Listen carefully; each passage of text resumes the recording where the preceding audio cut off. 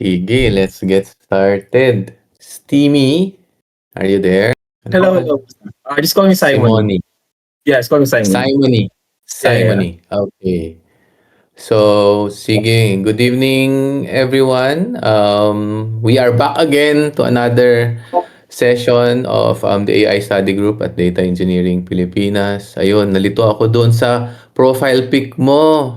Kasi babae, akala ko babae yung speaker. Yan, yan. Si Honey Fam na nakasablay. Si K-pop. Ayun. So at least we have new set of volunteers again. We're hoping na we'll be able to continue the AI study group. We finished the first cohort a few months ago, or last month, no? And we have several volunteers ulit this time around. So first and foremost, syempre, salamat sa ating speaker. Ang topic natin for today is about hackathon ba 'to? Ano 'tong topic natin? Simony? Oh, yeah, yeah. So, Simony? in the field of, yeah, just call me Simon or like Simon. Simon. Yeah. Okay. In the field of like tech startups these days, napansin ko, maraming mga gumagawa ng AI startups, which is good. Like, it's good na people are trying to do stuff, and kung mag-fail man, that's still good kasi you're just iterating and iterating. However, I feel like a lot of people don't go through the validation process whether there's an actual need for what they are doing. So in my talk, I want to shed light on what problems probably don't need AI and what problems need AI. Okay. Right. So more on validation. Yeah, yeah, yeah. Idea And also, validation. yeah, yeah. And also, I will go through some of the history of AI from the 1950s when Claude Shannon, John McCarthy, etc. were at it versus where we are now and how it relates to what we're doing right now with AI. Sige. Hopefully, ang ating mga speakers ay may mga plano mag-startup, building AI solutions. Magamit niyo 'tong topic na 'to. Yeah, so we have another session also in the next couple of weeks. I'd like to invite everyone.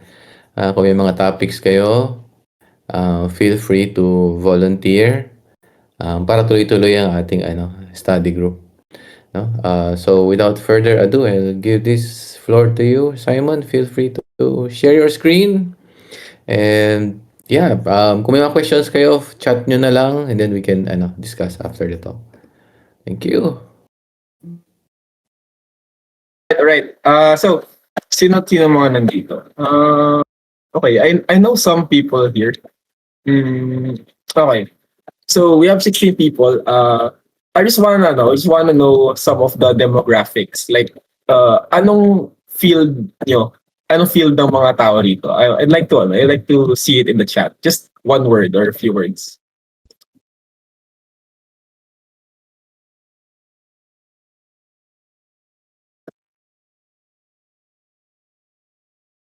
Data science, data engineer applicant. So you're applying for a job. Voice AI. Okay, I see. Voice AI.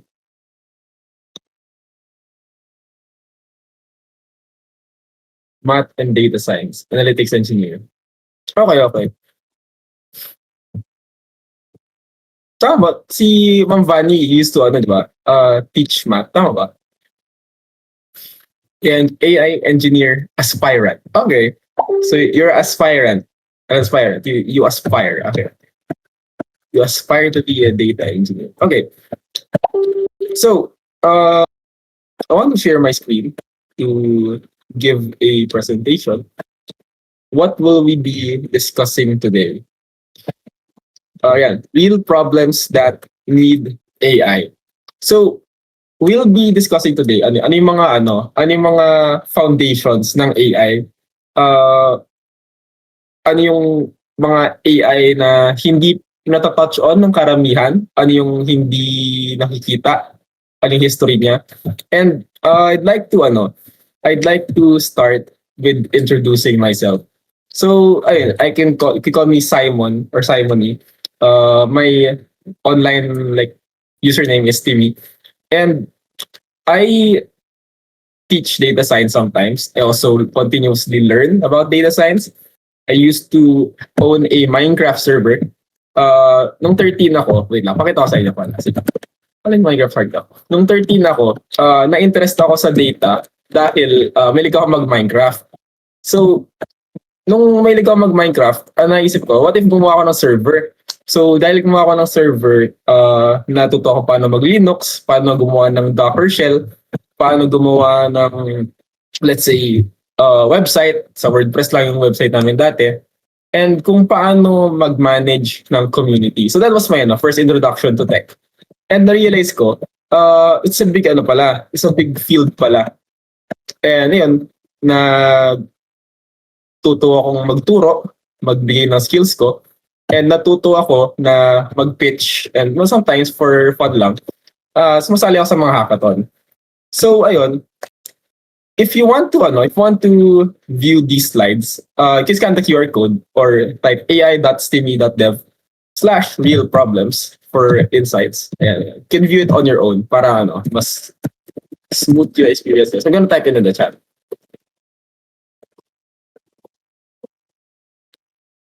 Ayan, so you guys can see it there. And sino ba ako para magturo sa inyo? Well, mostly I'm a junior computer science student sa UPLB. So, inaaral namin yung AI on a theoretical level. Ano yung action space, percept space, state space, etc. Tapos, hindi ko sure ko 20, but like around that, nakasali na ako hackathons 20 times. Just my hobby. Kasi like, you meet people, you get to network, etc. So, that's fun. And I want to start with a quick history about AI. Kasi feel ko, pag sabing AI, most people know lang yung ChatGPT. Pero I want to ask the audience kung ano yung perception nyo about AI. This shall be found. Oh, I see. Mali pala. It's AI problem. Sorry. Okay. Pero anyway, I want to ask ano yung perception nyo about AI. Artificial intelligence. Yeah. Pero like, ano una nyo naisip pag tinitingnan nyo yung AI?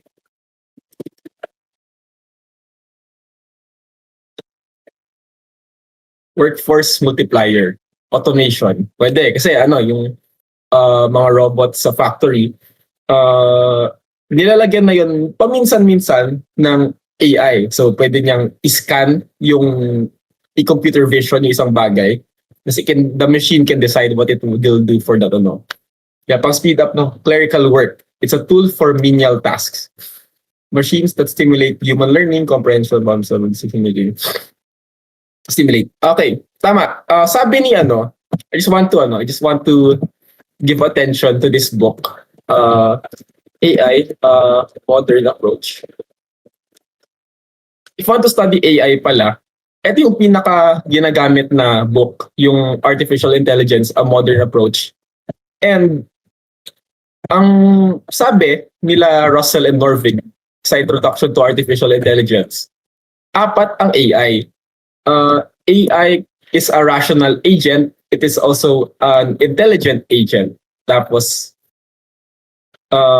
yun. It just simulates human behavior and human rationality, something like that. So yun, I want to give a quick history. Excuse me, lang. The codes are getting me. I want to give a quick history kung ano ba yung AI and paano siya ma-relate sa AI solutions today. So, sabi ni Alan Turing noong 1950, tinanong niya, can machines think? So, dahil dito, nabuo yung Turing test. And yung Turing test, parang sinasabi lang niya na AI yung isang bagay kapag you talk to a human and you talk to an AI and you can't distinguish the human from the AI. So, yung ChatGPT, yung mga large language models ngayon, actually, most of them hindi sila masyadong pumapasa sa Turing machine as Alan Turing defined it in his classic research. Kasi, sasagutin ng AI yung mga questions mo in a human way. Pero if humaba yung conversation to hundreds of or thousands of messages, you'll eventually notice na hindi pala siya very human. Kasi number one, hindi siya nakakaalala, hindi mataas yung memory niya, as ChatGPT calls it, to like thousands of conversations. May token limit lang yon. And lalabas doon yung parang robotic pattern. So even yung ChatGPT, hindi sila very advanced. So, anong after nun? Kilala niyo si Claude Shannon. Isa siya sa mga OG na fathers of AI. Actually yung Claude Opus, yung like model na ang pangalan ay Claude. Yun ay pinangalan kay Claude Shannon. So, ayun, ginawa niya tong Theseus, in which ito isa to sa mga pinakaunang intelligent model in which a toy rat knows how to find its place through a maze. So, nung 1955, nandun si John McCarthy. Si John McCarthy sa widely considered as the fathers of AI. Ginawa niya yung workshop sa university niya. Nag-set siya ng workshop called the Dartmouth Workshop, and doon unang na-coin yung term na artificial intelligence. So, ayun, 1990s, nabuo yung mathematical foundations to do what we have na support vector models, recurrent neural networks, na magagamit mo na kung kunyari nagpa-Python ka, na gumagamit ka ng sklearn, tapos gumagamit ka ng libraries, makikita mo yon na pag pinag-aralan mo kahit konti lang. Tapos nagkaroon din tayo ng deep learning in which pinanood ko tong documentary kahapon. It's a full documentary. I recommend it. It's about AlphaGo, the program by Google DeepMind in which it allows you to beat almost anyone at the game Go. So like if chess, such as there are more combinations of the atoms in the universe, sa Go mas marami. So tinalo ng program na AlphaGo si Lee Sedol, which is the world champion of Go at the time. And nanalo lang si Lee Sedol over the AI one time. Tapos sa ImageNet project naman, yun yung nagkaroon tayo ng maraming pictures, nagkaroon tayo ng malaking dataset about sa AI. Malaking dataset about sa common objects pala, and then tinrain siya so that computer vision models could recognize very common objects. If you can see yung CAPTCHA sa like reCAPTCHA, tatanungin niya kung ano yung street signs, ano din yung storefronts. So, this was the birth of that. Tapos, nagkaroon tayo ng one of the legendary papers of all time. This is ewan ko, kung may kung may isa kayong papipick up, reinforcement learning, yung sa AlphaGo. Kasi tinitingnan nila manually yun ano yung mga cases, ano yung mga edge cases. So, kung isa lang makita nyo, ma-take away nyo about sa talk na to, it's that etong paper nila Vaswani sa Google, tas like collaboration with universities in Canada, eto yung nag-start ng what would eventually be the boom of AI as we know it right now, yung ChatGPT. So dati, yung mga language model, pa sila?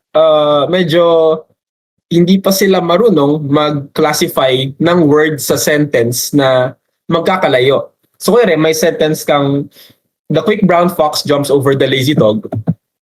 Wait lang, I'm gonna try to simulate it here. Pero ito. So lang ma-appreciate ito. The quick fox jumps over the lazy dog and it and jump and dive. Ayan. I-demonstrate ko sa inyo. Sabi ng paper nila Vaswani and others, dati nung classical time ng natural language processing, etong mga words na to, may hirapan tayong i-relate etong it sa fox. Kasi magkakalayo sila sa sentence. Precisely 6 words apart. I think 7 na siya ata kasi you have to consider this and this. So there's 7 words apart. Sabi ng paper nila Baswani, you have attention mechanisms in which kahit basahin mo yung sentence from left to right, tapos nandito ka na, makikita mo pa rin na etong word na to is related to some past word in the sentence. So that's called attention. Yun yung sabi ni Vaswani and colleagues sa paper nilang attention is all you need. Tapos, nagkaroon tayo ng transformer model. So, ayun, after nun, nagkaroon tayo ng generative AI, which is the AI na most people of us know, and unfortunately, most people yun lang yung alam nila. So, hopefully, makakapag-appreciate tayo ng use cases of AI outside the Gen AI ng ChatGPT or whatever. So, ayun, most AI noise is just Gen AI. Yung mga quote-unquote AI startups, quote-unquote na revolutionary technology.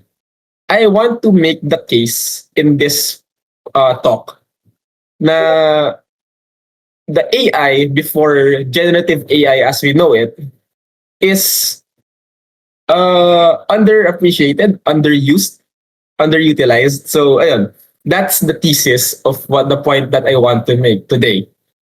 Okay, so how will I demonstrate that? Okay. Ako, sumasali ako ng maraming hackathon. So, if you can see here, meron akong actually hackathon guide. Bakit ako sumasali? Kasi it's an excuse for me to practice my skills. Tapos, it's also a way for me to meet new people and stuff. And if you can see, dun sa dulong slide, pero it's here. Marami na akong nakitang mga idea na gustong mga gawin ng mga people. And pet projects, that's good. Please gawa kayo ng pet projects. However, the disconnect comes when people believe na these projects can be deployed at scale. So ayun, nakasali na akong mga 20 hackathons. Depends on how you define hackathons, pero mga ganon. And yun, I want to make the case now na, well, hackathons are stupid. Kasi you get like 30 teams, you give each team 24 hours, and most teams spend an hour or so ideating. The rest of the time, magko-code na sila for like 23 hours or like matutulog sila minsan. And you also have like exhaustion, tapos like unclear yung mind mo, like hindi mo alam. So, how can we prevent that leading to unvalidated solutions? So, ginagawa ko, pag sumasali hackathon, I actually try to talk to people. And in my career, yun yung gusto ko. Lagi akong nakikipag-usap sa mga tao. So, wait lang. Let's go through my LinkedIn for a bit. Ayun.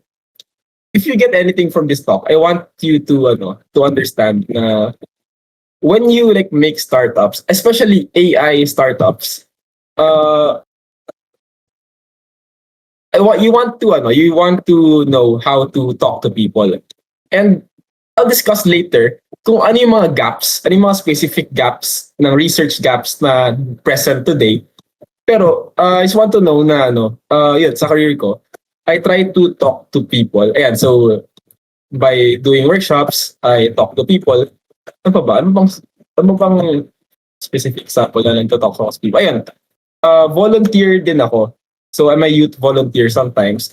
Merong volunteer office, like official volunteer office, yung UP, tawag na pahinungod. So ginagawa namin, we talk to communities.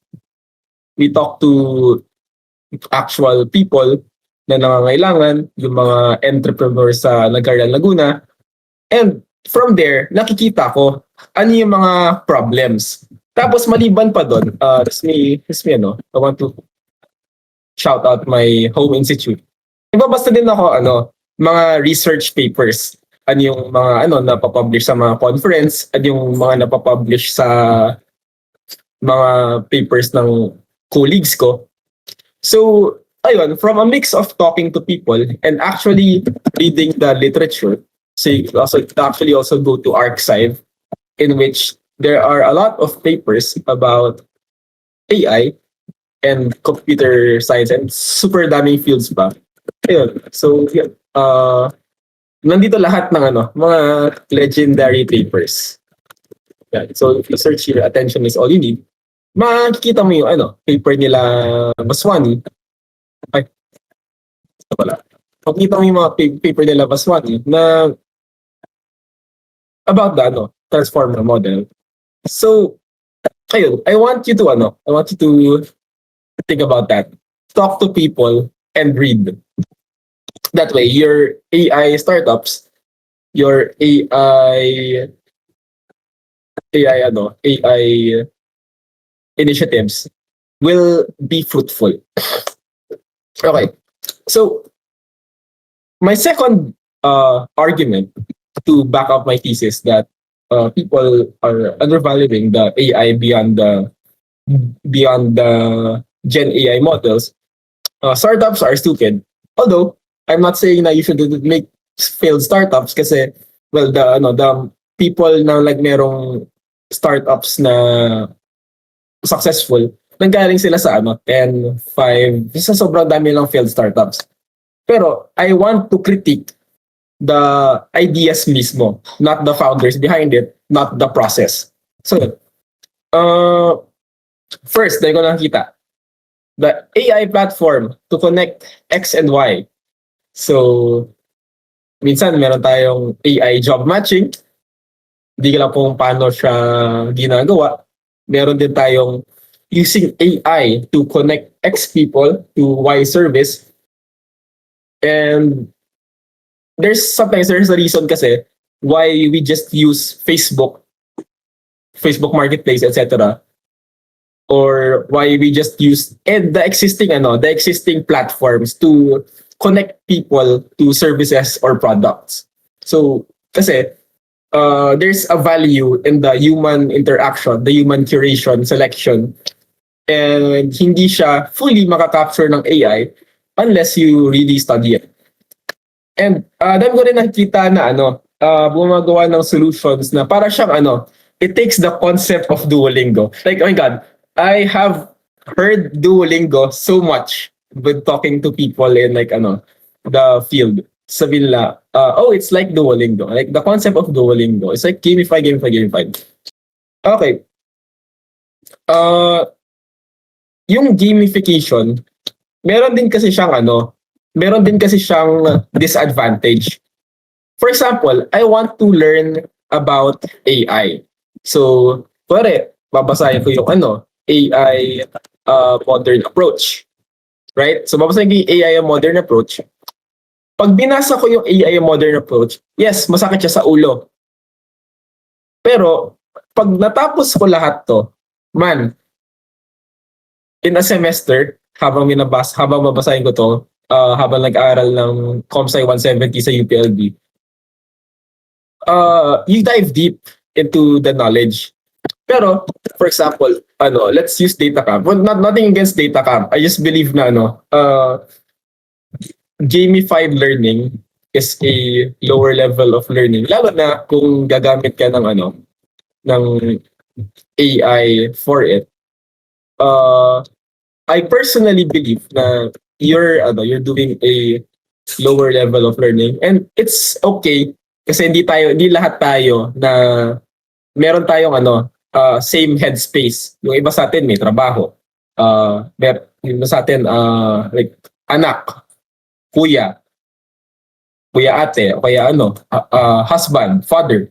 So, I understand na hindi lahat sa atin makapag uh, dagdag ng headspace para sa learning. Pero I want to make the case na hindi nagiling din for some reason. Want to make the case na yung gamified learning, yung AI-powered learning, maybe we should be more critical about it. So, yun. Some people also say na it can be used for financial literacy, whatever literacy. And I just want to highlight this TED Talk. Ayan, about financial literacy. Kasi naalala ko, nanonood ako TED Talk dati. Sabi ni this guy, he made the case na poverty isn't like lack of learning sa financial literacy. It's not like a lack of learning sa how to manage money. Just kinukurakot lang talaga yung pera natin, men. So, ayun. That's some of the ideas na I've seen and I believe na might not be able to come to fruition very much.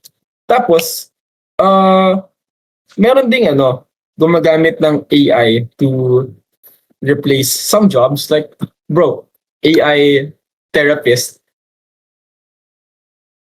need I say more? Tas meron ding like subtle ways in which minsan gumagana. So eto, I just want to add some nuance. Eto, lagyan natin ng nuance tong dalawa. Kasi I might not be able to categorically defend why these aren't very very good ideas kasi sometimes gumagana naman sila. It's just that sometimes we need more like humanity in what we're doing. So for AI chatbots, ayun, AI tutors, customer support. Well, you've seen one. You've seen the limits. You've seen how it might not be able to solve what you're actually trying to do. Or sometimes it works. So maybe we need more innovation in that regards. Pero I believe na that's limited through the to the strength of the models that we have. So it's something that we can't really do as normal people unless nasa theoretical part tayo na marunong tayo mag-retrieval augmented generation, marunong tayo so yun, that comes with the part of AI before we know it as in like 2020s. Someone said na yung learning ba ng AI powered is low level or more efficient. Tama, that's a good point. We are at parang transformative part of learning in which we are redefining the concept of learning itself. It's like if you do Khan Academy, plus like you learn all this stuff, okay na ba yon? So there's a huge debate. There's a lot of discourse on that. And ayun, I want to say na yeah, that's true. Sometimes it's more efficient kasi yun nga, hindi lahat tayo may same headspace. So yun, for the past 20 minutes, nagreklamo lang ako. So ano yung solution ko? Like, nagreklamo lang ba ako right now? So yun, these are some of the problems in AI na in my opinion and in the opinion of like some colleagues in the academia, in like startups, ito yung more problems na nakita ko na mas kailangan ng focus. So, yeah, problems. Number one gap is kulang pa tayo ng data sets. Hindi tayo makakapag-train ng AI kung hindi tayo makakapag-collab ng data. Simple lang yun, di ba? And I think gets naman natin yun as a data engineering community. We need more clean, open source data sets. Lalo na yung data na hindi lang tabular, like pictures, videos. So most AI innovation, hindi man sa most, pero like a lot of AI innovation can be furthered by adding by having more clean open source datasets. So, check ko pa minsan-minsan yung chat kasi I want to dataset nga ng gobyerno, ang gulo-gulo. Yeah. 'Di ba? So, ayun, if you seen yung BetterGov. Wait, tama ba? Ayan. They have freedom of information initiatives din eh. Pero I think meron din namang freedom of information sa Philippines na they're trying to improve it right now. And I'm all for that kasi kung meron tayong FOI, marami tayong datasets. I think meron din open datasets. Meron din tayong open data.gov, yan, data.gov.ph. That's good. I am very, very for yung advancement of open datasets. That way, we can have a lot of more advanced models that serve the community better. So, ayun. Number one na feel ko, na field na kailangan ng AI is yung computer vision. So sa Institute of Computer Science sa UPLB, maraming mga students na they're working on some sort of computer vision model. So yun, training models on image datasets on Filipino things. I want to showcase itong thesis na that my friend worked on. Give me a bit. So search ko lang siya. Pero it's basically detecting graffitis sa it's detecting graffitis sa mga streets natin using Google Street View. Wait, rin natin pa. Oops. To. Siya highlight ko lang to. Kasi I worked on this nag-try akong mag-label ng dataset nila. To. Ayan.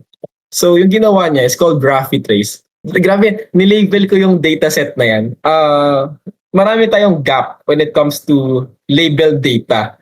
Kasi yun yung work na ayaw natin. Kasi it's very manual. Nagle-label tayo ng data. We're drawing boxes over stuff. Mahirap yun eh. Hindi siya exciting. It's like menial work. So, dahil sa ginawa namin ganun, we were able to create a model. Well, mostly siya kasi like binayaran lang naman niya ako. Pero it was fun naman. We were able to create a model that accurately to an extent accurately detects Filipino graffitis. Although syempre may miss siya like eto kung kita niyo yung mouse ko, etong part na to hindi niyo na kita. So we still have a lot to go in terms of computer vision. So yun, that's a model na ginawa niya. And yun, CNNs, yun yung part ng like AI before like ChatGPT, before like we just did like AI wrappers, ChatGPT wrappers, pa-prompt lang tayo sa API nila. And we also can find useful patterns with satellite image data. Pangit yung graffiti. Baka no need to detect. Kung pangit yung graffiti, baka nga no need to detect. Kasi like minsan may graffiti na maliit lang. May recording ba to? I think meron silang recording mamaya. Yeah. So I'm actually looking at the chat. Please chat nyo kung may thoughts kayo. Kasi I want this to be interactive. Tinitingnan ko yung chat from time to time para magkaroon tayo ng meaningful discussions. So yun, meron din tayong advancements in early disease detection with CT scans. So there's a big gap on that based sa mga nakakausap ko na nag-work yung iba doon sa UP Manila. They're working on CT scans. What does a CT scan look like?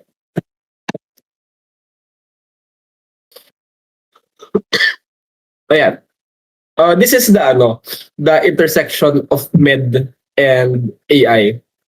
well, like computer science man lang sa simula. Pero like this is the intersection of med and CS. Kasi we have these images ng CT scans, pero we still have a lot to go in detecting patterns sa CT scans and disease prevention. So meron din actually field of precision medicine. Ayan. So precision medicine, it's also powered by AI these days. Like for example, yung Google AlphaFold. Google AlphaFold, it's an AI research that tries to accelerate breakthroughs in biology using bioinformatics. So that's one application of AI beyond the AI ChatGPT wrapper startups that we have. So yung AlphaFold, as far as I know, they were involved in solving or like creating a vaccine cure para sa COVID. Sabi ni Ben, I'm still learning about the skills. Sa AI computer vision, established naman na mga models na gagamitin. Yung iba, pero I'll give a few examples ng mga stuff na hindi pa established yung mga models. All we need is a good data to train the model. Ganoon po ba or gagawa pa ng better algorithms dapat? So yun, maraming models sa Kaggle. Ayan, kaggle.com. So, search. May mga models sa Kaggle. Tama ka. Maraming mga models na established na. And that's good. Sometimes we don't really need to reinvent the wheel. Kasi we have models. What do we want?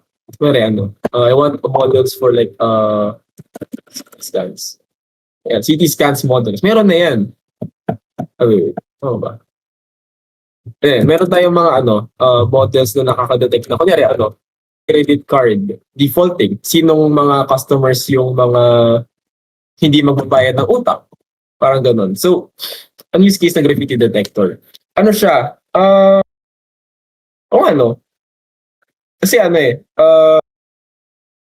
si Ray, I think, di ba org-mate natin si Kito, di ba? Org-mate natin siya. It can be for the cultural, for like studying the cultural evolution or whatnot ng mga graffitis. Like for example, yung graffitis natatay siya minsan sa gangs, tama di ba? Natatay yung graffiti sa mga gangs, natatay yung graffiti sa iba't ibang mga organization. And si Ray, yung coordinate ko, he was very for art. Like he was very interested in art, culture. Siya yung marketing and creatives head ng Data Science Guild last year. So I believe that was part of the rationale behind it, na it can be used to study graffitis and how they are related to different organizations. Well, most of them underground that we have in the Philippines. So, yun, it's a start. Siguro nakita niya na wala pang ganoon na model. So yun, we have so much models here, pero there's still some gaps. So yun, meron din tayong computer vision for video analysis. Although may nakita akong startup last time. It's called Spotter. So it's like Control F for videos. Gumawa nito si Rafael Quiñones. Mag-send ka ng video, and I guess yung video is dumadaan sa image analysis ng ChatGPT. So yun, still Gen AI. And you can find a portion of a video just by searching for it like in text. Cool, no? So yun, ang gawa nun si So yun, shout out dun sa startup mo. Kahapon ko lang to nakita eh. It's really cool. So, ayun. we also have a lot of satellite data. Like for example, ito, dark marble. Tama? Black marble NASA. Ayan. So, sabi ng na-hypothesize ng NASA na yung satellite images of the world at night, siya, makakita tayo ng maraming patterns na hindi mo makikita normally. Like for example, tao lang naman kasi, 'di ba? Tao lang yung species sa buong mundo na gumagawa ng so much light na nakikita mo siya from outer space. So, ayan, conflict.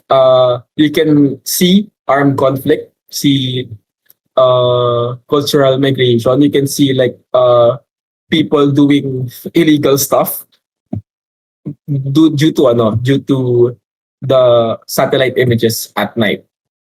So yun, that's also cool. And I want to go to natural language processing. So last September, merong meet up yung Data Engineering Pilipinas. And isa sa mga na-highlight doon is yung PhilWordNet project ng DLSU. So, yung si PhilWordNet. So, ito yung isa sa mga problems na yung sinasabi niya, sinasabi nun sa chat, yung established models na gagamitin. Meron tayong gap talaga. And isa sa mga gaps na yon is yung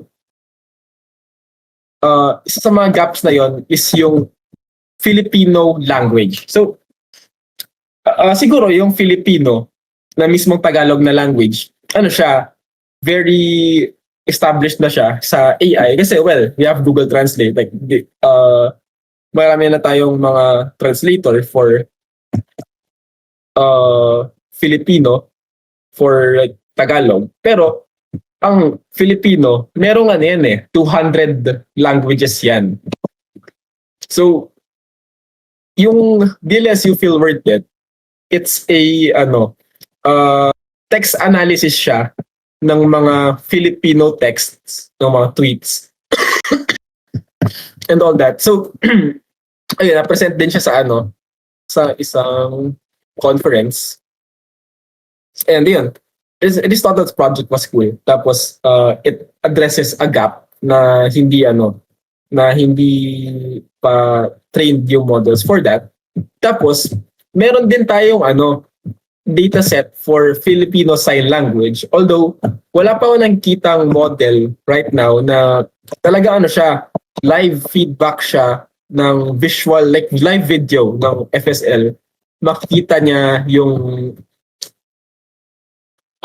kung ano meaning ng FSL. Kasi right now, if I go to FSL 105, lang siya, alphabetical. Like, di ba, merong yung A to Z, meron siyang di ba? Meron siyang kaakibat sa Filipino Sign Language. So right now,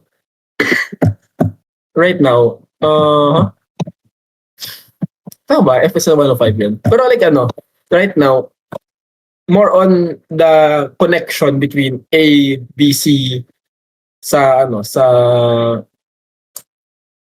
Filipino Sign Language. Yun yung nagagawa pa natin as of now. Pero kung pagka-capture ka na ng complex language, like full sentences na kino-communicate ng mga people who use Filipino Sign Language, models right now have trouble doing that. So yun, this was published by TLSU. And I think that was cool kasi they're advancing an actual gap na hindi pa na-address when it comes to AI. Tapos, unfortunately, marami ring mga languages na na-extinct. Ayan, so wait now. Extinct languages. Sinalala ko when I was hearing some talks of Komisyon ng Wikang Filipino. Maraming mga languages na hindi na-preserve for a lot of reasons. Mostly like yung relationships ng government with indigenous people.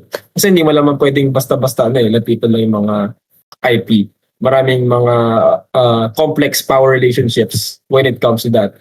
Pero yun, marami lang mga languages na endangered. And yung language, pag na-extinct siya, kasi dun sa mga language na yon na endangered, maraming codified wisdom doon tungkol sa plants, sa mga hunting patterns. Basta marami. It's very useful for historians kasi may mga indigenous people na sila lang yung nakakaalam kung ano yung nangyayari sa plant na to, ano yung migration pattern ng tribe nila. So we have a lot of codified knowledge. And the problem lang, kaya man na-extinct yung mga languages is nagkakaroon ng problem na na-exploit yung mga IP, hindi nare-respeto yung culture nila. Kaya nagkakaroon tayo ng languages na na-extinct. So yun, natural language processing, sobrang laki pa ng gap dyan. And unfortunately, yung gap talaga when it comes to training AI models, hindi yung like paggawa ng models It's just the data. So, kunyari, gusto niyo mag-volunteer to advance models that we have, mag-collect ka ng videos respectfully ng mga people doing FSL, kunyari. O kaya mag-video ka ng mga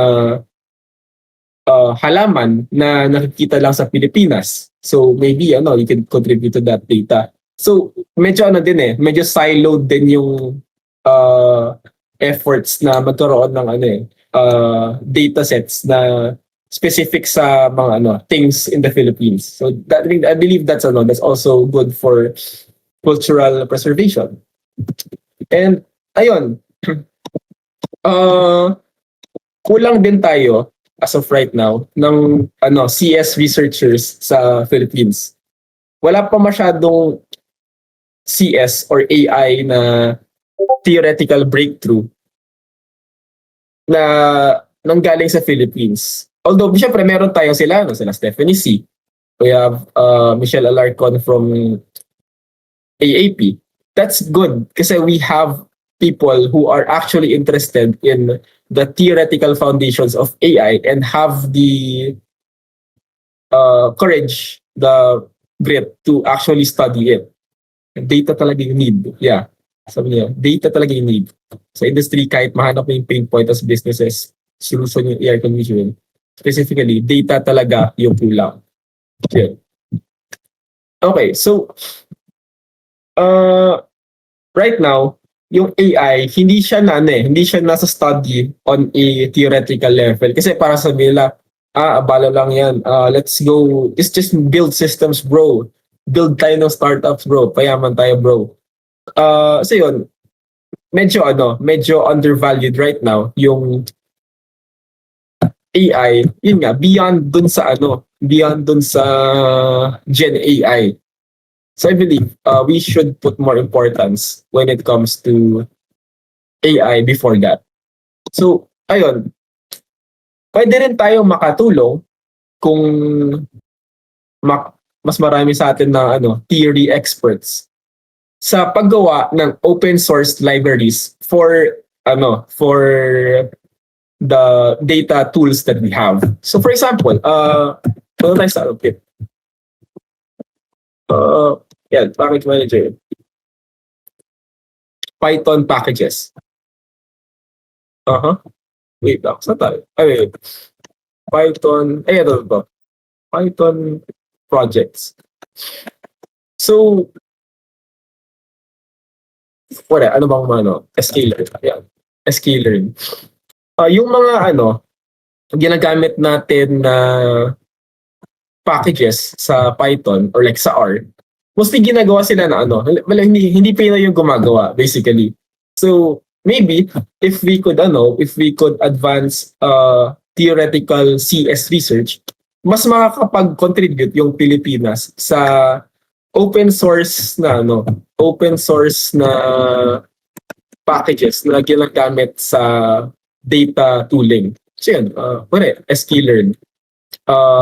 yung mga average dev ba ngayon, marunong sila mag-contribute sa mismong SQL learning? Kasi ako hindi eh. It takes a lot of it takes a lot of theoretical knowledge for AI na hindi mo magagawa kung most ng work mo is sa paggawa ng sa paggawa ng ChatGPT wrapper or some stuff. So yun, that's my argument. And here are some parang meta problems, like problems about four pala to, nausi lang ako. Problems about AI itself. So hindi sa AI problems like research gaps. It's about problems about AI itself. So AI safety and ethics.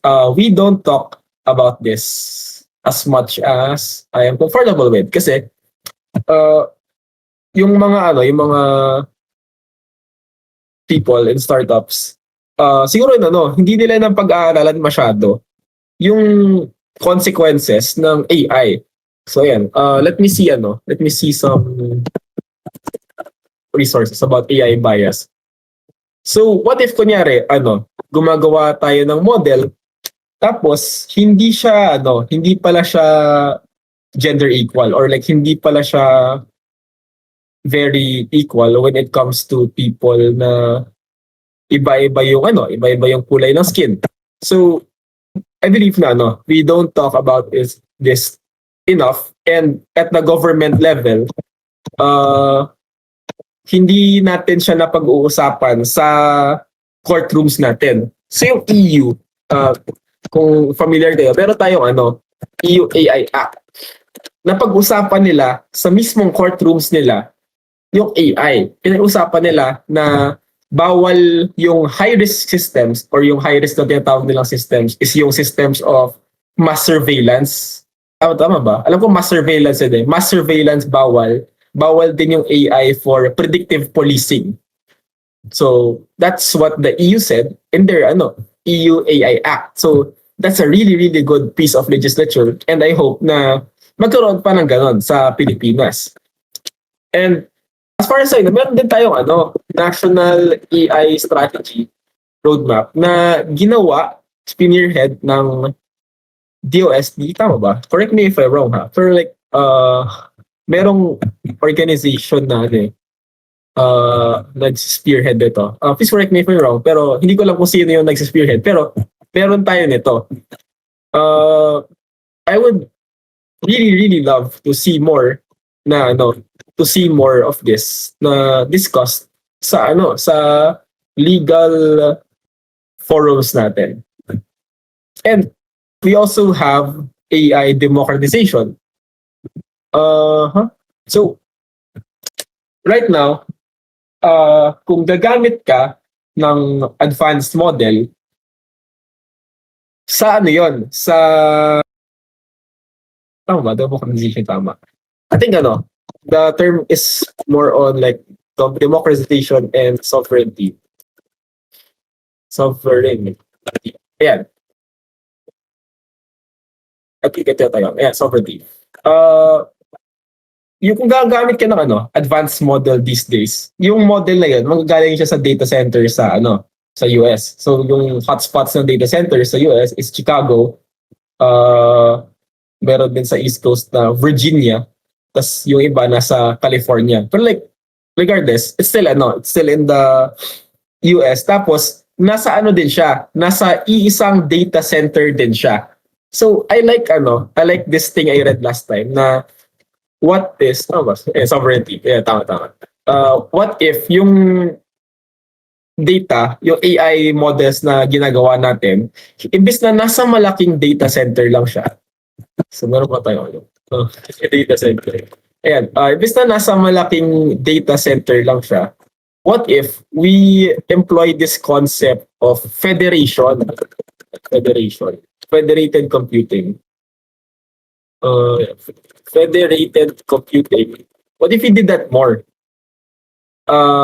To make sure na yung AI models natin hindi siya napupunta lang sa kamay ng a few powerful people. Yun, I think that's a field of AI na kailangan mapag-aralan in terms of theory. So how do we do that? Mag-ano ba tayo? Infrastructure orchestration. So kailangan natin mga experts doon sa cloud, mga DevOps people, MLOps people. So ayun, that's one of the issues that I want to put to light then. Democratization and sovereignty. In the sense na yung AI models natin right now, yun, nasa ibang bansa sila. So maybe maganda ba yon or pangit ba yon na nasa Singapore yung data natin? So it's a subject of a lot of debate kung maganda bang wala sa Pilipinas or nasa Pilipinas yung data natin, yung mga models natin, and kung kailangan ba siyang gamitin sa gobyerno. So yeah, I believe that's an issue I want to shed light on, and I believe it doesn't really get talked about in the noise of AI. Tapos, syempre, we also, I believe also na we're doing a good job at using, like, skilling people on how to use AI and how to use it in a way na makakatulong sa career nila, and paano sila ma-educate on how to use AI, yung mga iba't ibang use cases ng AI. So I believe yung gap dito, hindi naman super laki yung gap dito kasi ang dami na nating resources. The gap lang comes when dadalhin yung resources na yon sa mga people na possibly hindi nila masyadong afford ng education, kaya hindi sila nakakapag trabaho. So yun, it's one of the fields na I believe na kailangan natin ng more progress on. I like the word sovereignty. Then again, it seems complex in dealing with. Something like a blockchain.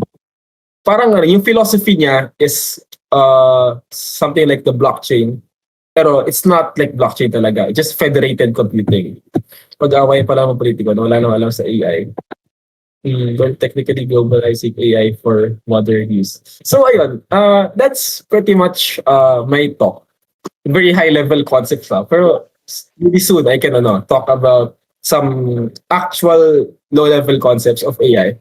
So I'm just trying this out ng AI study group. So ayun, Alright. salamat. Thank you, Sir Simon. Hopefully maraming na-inspire sa talk nyo, napaisip about the different areas ng AI. I think we covered a lot, especially from the introduction, how it's being used, yung comparison ng mga traditional AI machine learning models, and as a country, how we can take advantage of this. May mga question ba kayo na gustong i-discuss? Feel Yeah, free please. to add to the chat. We'd be happy to talk about it. I think to add lang, Simon, yung buong train system ng Singapore, actually, Pilipino yung gumawa nun. Sila Prof. Erica, Prof. I Chris see, I see. Monterola from AIM. So they did the entire study how to organize the train station. Kasi pinag-aaralan nila yan from the time na number of tawag ito, passengers at certain points, at certain time, tapos saan maglalagay ng station to optimize yung complex systems yung ginamit nila doon. And in case sa mga readers natin na hindi familiar, siguro alam niyo yung computer use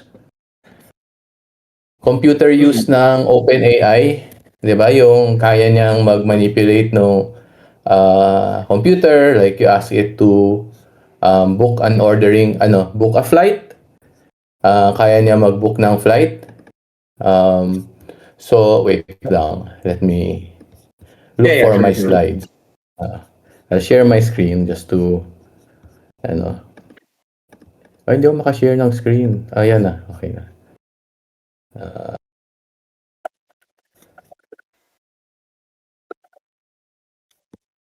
Ito, No? So this was, if you've been following OpenAI, this was part of their 12 Days of Christmas last December, where they Yeah, yeah. featured I computer operator. You will be surprised, this guy, he looks Japanese but he's actually a Filipino. Lasal graduate siya. Nagmaster siya sa Lasal. Electronics yata, ACE. So, and then nasa OpenAI siya. So, paano siya na-discover? Well, ang interest kasi niya is the neural style transfer. If you're familiar with that, that's when the algorithms yung nangyayari yung mga Van Gogh art, right? Neural style. So they actually copy certain style of art. Tapos pwede mo ang gayahin. Yung mga Ghibli style art. So siya yung nagpasimula niyan. What differentiates him is that he's actively promoting his paper. So sa Reddit, on any articles, nag-join na mga conferences, until na-discover siya ni Ilya Sutskever. So Ilya is one of the founders ng OpenAI. And then naging in touch na sila with Ilya. But it was not until he was a speaker at the New Rips in one of the events. Kung di nyo rin alam, New Rips is one of the largest, like most highly coveted na mga AI talks. Lahat ng academic research nandoon. So naging speaker siya doon. Tapos nag-meet sila ulit ni Ilya. Tapos ni-recruit na siya. You know? So, Filipino yan. Lasal graduate. Although Japanese yung last name niya, marunong siya mag-Filipino. Na-meet ko niya sa Silicon Valley. In addition to that, ito pa. Si... Anong name nito? Notebook LM. Oo. Product manager. Hanapin natin. Ito. Si Riza Martin. Filipina din siya. Yes. She was a product manager. May sarili siyang startup ngayon, yung Hux.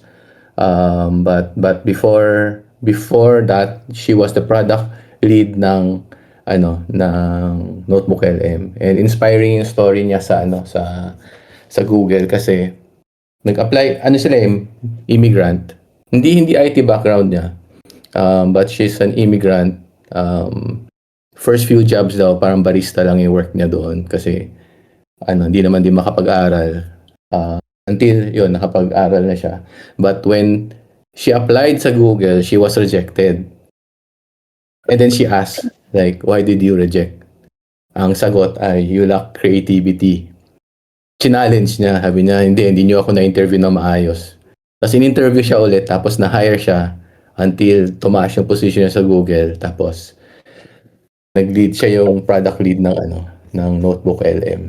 Yan, Filipina din. So, they're all over the place. I think maganda nga yung minention ni Simon na kasi I think in terms of capability, in terms of like mental capacity, hindi naman tayo yan iiwan eh. 'Di ba? It's just a matter of the perspective. Kasi kung ang nakikita mo palagi ay corruption, you do not see progress. 'Di ba? So we need sessions like this. If you're able to think out of the box, 'di ba? Imagine na kaya nating din mag-build ng mga ganyan. I'm sure, someone somewhere will come up with something big as well. Kasi kita naman natin the talent is there. Yeah. Actually, I want to mention yung sinabi ni Shen na recently nagkakaroon na rin ng diffusion-based LLMs. So, right, di ba, for context lang sa mga non-technical, right now, yung most of the models right now is transformer-based. So, yun, yung study nila, Baswani. Pero, merong shift na nagkakaroon ng diffusion na yung mechanism that actually powers the large language model. So, ayun, this is why I believe na it's still important to get to the theoretical foundations of AI.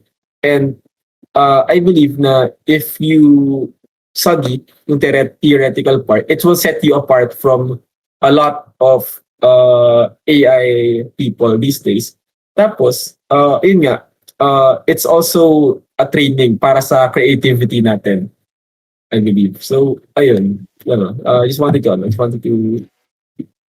respond to that. Yeah, if you want to know about the technical ano, I suggest you do the GPT from scratch, Andre Carpati. You'll learn a lot about the foundation ng ano, nung transformer model. The diffusion model, yeah, I think may mga research na going on for text, no? But it originally started with ano, with images. Yeah, yeah, yeah. They're more efficient pero parang hindi pa gano'n ka ano yung pag-control no accuracy niya. Yeah, Parang yeah, yeah. parang that's the next generation should if they're able to make it as ano accurate as the transformer model. So like, from image models to text models. It's really interesting that I want to see in the next few years.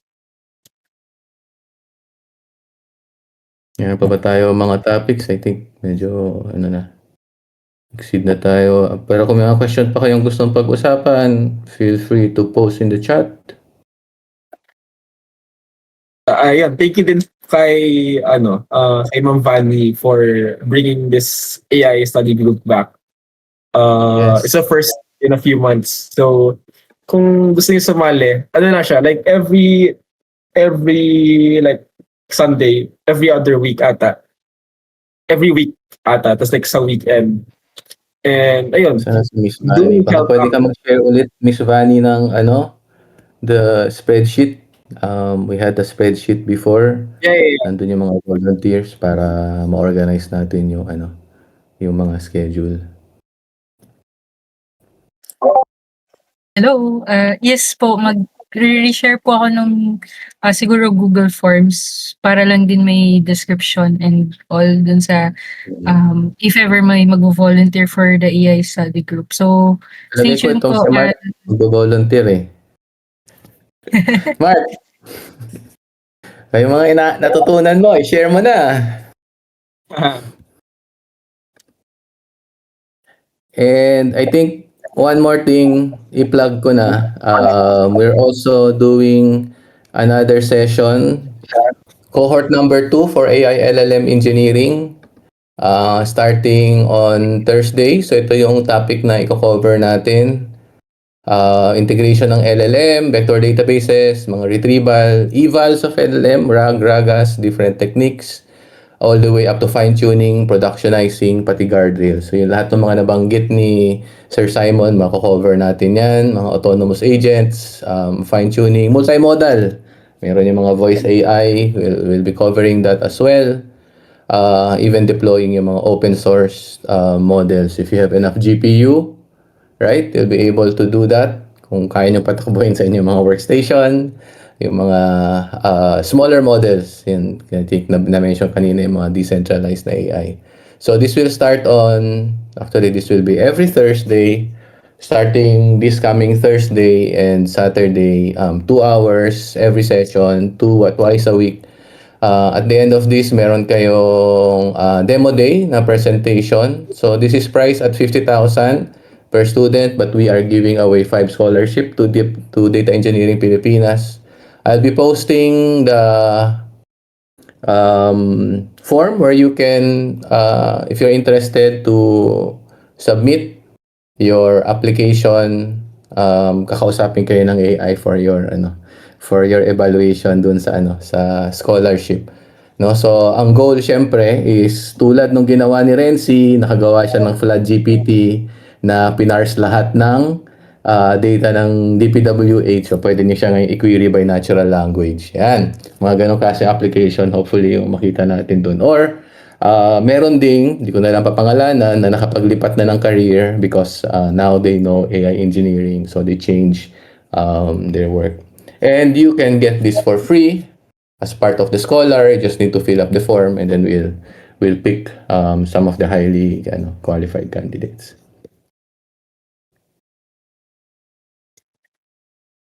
Yeah, halika guys.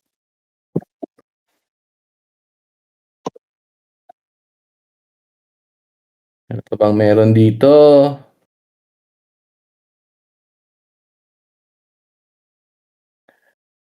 Okay. Invisible wall. Actually, pwede ka siguro i-send dito yung link. Wait, hanapin ko lang. Hello? Yes. Ay, sorry. Nakita ko lang kasi nag-live yung AI study group. For context, ginagamit ko din kasi yung mga LLMs, both local models saka mga via API. Tapos yung use case ko ngayon is ginagamit ko siya para i-index yung buong code base sa lahat. Yung next question ko, siguro hindi masyado impactful. Sa iba impactful. Would actually mga dalawa or tatlo. Yung una, how small can a model be bago, let's say in-implement ko kunyari yung mga RAG kung ano-ano para gamitin sa context for coding. Gaano ba kaliit na model yung pwede ko gamitin? Currently, ginagamit ko ata is GPT-OSS 20B. So medyo maliit pa, kaya pa sa local PC na medyo reasonable pa yung response rate. Pero how small can it be? Hindi ko naman po. Tanong yan. Kasi I think Yan. in order to answer that, you need to have proper metrics in place. Kasi syempre, the smaller the model, the less accurate it will be. So usually, what you want to do is to be able to fine-tune it doon sa specific na domain na pinag-workan ninyo. But more importantly, you need to have the measure. Kasi pwedeng tinanong mo, sumagot siya ng tama. Tinanong mo ng iba, tama ulit. Ibig ba sabihin matalino na siya? 'Di ba? Eh, ang daming pwedeng way to ask the question. So that's when you need to establish proper metrics, proper benchmark, and then you reduce the model size and check if nagde-degrade ba yung performance ng model nyo. Kasi kung nagde-degrade siya, then you have to measure. Kasi syempre kailangan mo i-balance yung yung size, yung performance against yung speed niya, 'di ba? So it's always a trade-off. The question now is hanggang saan, no? So mahirap sagutin yung tanong na like at lalo na like si Gemma, naglabas sila ngayon, mas maliit pa, parang ilang pababa na ulit na if you notice yung trend ng model a few years ago or last year, palakihan sila kasi the smarter the model. Recently, the trend is going down because nade-decentralize na nga yung access dun sa AI. No, but to answer the question, you need benchmark to be able to answer that. Oo, gets ko din yun. Pero medyo mahirap yun i-implement pag maraming tao. Kasi hindi naman sa bureaucracy, pero ang raming process din nun. Pero gets ko yung yung point mo. Oo. Kuha naman. Pero may second question din ako doon, which is, teka. So yung unang tanong is, gaano kaliit yung model? Yung pangalawa is, meron ba tayong fine-tuned model na fit for specific use case? Like let's say, currently kasi ganito, yung mga LLM models is masyadong general yung knowledge. So pagdating kunyari sa data engineering concepts, data analyst or data science concepts, hindi masyado. Pero wala pa ako nakikita yung parang focus talaga sa specific na, let's say gusto ko kunyari Airflow or Python. Wala akong makitang specific doon tapos ina-apply yung specific knowledge. Gets ko naman na kailangan i-fine-tune mo, pero hindi lahat kayang i-fine-tune or may resources para gawin mo. Pero meron ba tayo from Oo nga, PH? no? That would be a good start. Do you mean like a marketplace na fine-tuned model? Well, so sa ngayon kasi karamihan mga model sa Hugging Face. These are Oo. individual uploading mga fine-tuned models. Parang wala mang gumagamit kasi karamihan pa rin nasa Claude, di ba? Nasa big models pa rin yung ina-access. But if you're interested about fine-tuning, you can check out Ansloss. Yun yung pinakamadaling way to do fine-tune. Again, you go back to sa mention ni Simon kanina na on the use case, like is it actually worth it? Kasi malaking effort talaga mag fine-tune. Tapos kung ikaw lang din gagamit, 'di ba? Parang magbayad ka na lang $20 sa ChatGPT. Kasi laking effort gumawa. Point ko rin is useful din yun sa learners natin. Let's say yung open source is MySQL or Postgres, tapos naka-fine-tune tayo ng model na ganun, and meron tayong self-hosted na or community-hosted na LLM, then mas mas fine-tuned yung mga sagot nun ng For mga learning Yeah, for process. academic purposes, like if you want to understand how fine-tuning works, yun, Onslaught would be a good ano kasi it's more of setting up the training data set. So understanding like how to build proper data set, ganyan. It would be a good activity para mas ma-familiarize. Sige. Yeah. I'll try that na lang sa, sa free time ko din. If Mm. that happens. And then may Sige. Google Salamat. Colab. I think one thing lang to ano for yung mga nandito is be prepared to spend some tokens, to spend credits on tokens. Hindi siya pareho nung panahon na yung may laptop ka, may computer ka, kaya mo na mag-code, mapagana mo na lahat. Ngayon kasi, a lot of the AI models require you to have GPU, access to tokens, and that would cost money. So, kailangan talagang gumastos. Hindi na siya pareho Yeah. noon na parang open source lahat. And also, I'd like to add na maybe the challenge could be, hindi na siya for academic purposes, pero kung makakapag-develop ka ng model for yung common use case mo, na mas mapapababa mo yung size ng model, like sabi mo, how small can a model possibly be? Nakanap ka ng problem na super kailangan ng fine-tuning, like super niche niya, like Filipino languages. Tapos magagamit mo yung model in such a way na gagana siya sa processing power ng phone mo or like laptop mo. That's a really tough challenge na kailangan mo ng very high skills para magawa yan. Pero yun, that's also a gap na people could undertake. Check niyo yung Onslaught kasi marami ng mga sample fine-tuning techniques doon. I think they're making it easier now kahit na hindi na naiintindihan yung techniques. Kasi Yeah. naka-package na siya. So you just call it fine-tunes for you. Now the question is how to set up the data sets. Of course, if you want to dig deeper, diba? Gusto niyo malaman paano yung mga reinforcement learning, supervised fine-tuning, yung mga PPO, DPO, pwede rin naman. Yun, that would mean you need to look for yung mga Python notebooks na may mga ganong code. Sige. Pero kasi ako mas yung expertise ko is more on SQL kaya i-touch up ko ulit yung ko doon. Pero salamat sa mga ideas nyo. I'll take it to heart Sure. then. Sure.